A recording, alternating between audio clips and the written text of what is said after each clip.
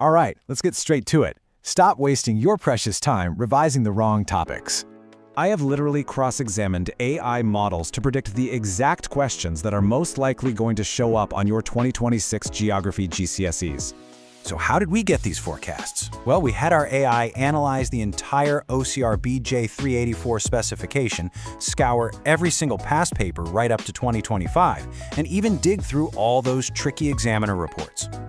Okay, now here's the secret. Summer 2026 is the final exam for this old specification.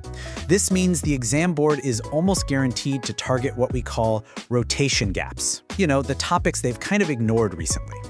Think about it. Before an exam board retires a whole syllabus, they generally want to make sure they've tested every single little subtopic. But hang on, before we dive in, a very quick but important disclaimer. These predictions are a data-driven guide. They are not a crystal ball.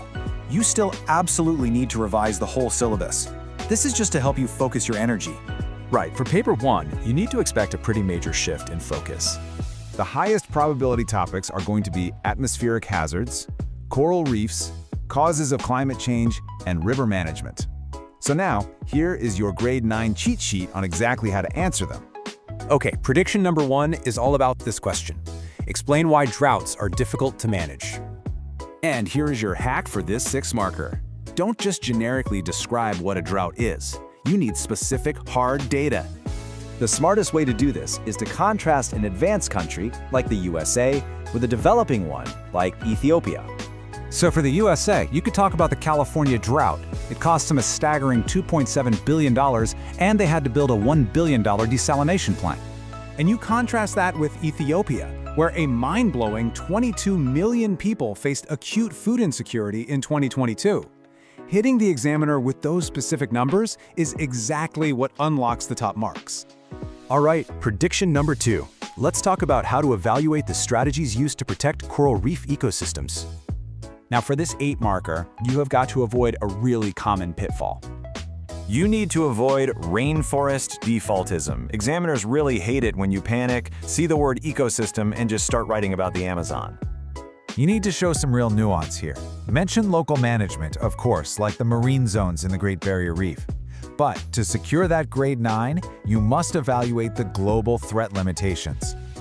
For example, drop this stat in. Rising ocean temperatures bleached 50% of shallow corals in 2022. That lets you deliver a killer judgment that weighs local protection against unavoidable global warming. And finally, prediction number 3. Assess if human activities are the main cause of climate change. When you see that command word, assess, whatever you do, do not write a wishy-washy, sitting-on-the-fence conclusion. The most crucial point here is to contrast the slow natural causes, like the 100,000-year Milankovitch cycles, against the incredibly rapid human causes, like CO2 rising to 423 parts per million. You need to make a strong, justified, overall judgment that human activity is the dominant factor. Be confident about it. So there you have it. That is your ultimate data-backed cheat sheet for paper 1. Just remember, the secret to a grade 9 is simple. Use specific numbers, show nuanced evaluation, and make strong, justified conclusions. So, do you want the PDF cheat sheet for this whole explainer? The guide is completely finished and ready to go, but I'm only sharing it with the students who really want it for their revision. Here's what you do. Comment the exact words 2026 predictions down below. Once we hit our goal of 20 comments, I'll unlock the vault and drop the private link in everyone's replies. Just make sure you subscribe so YouTube actually notifies you when I reply.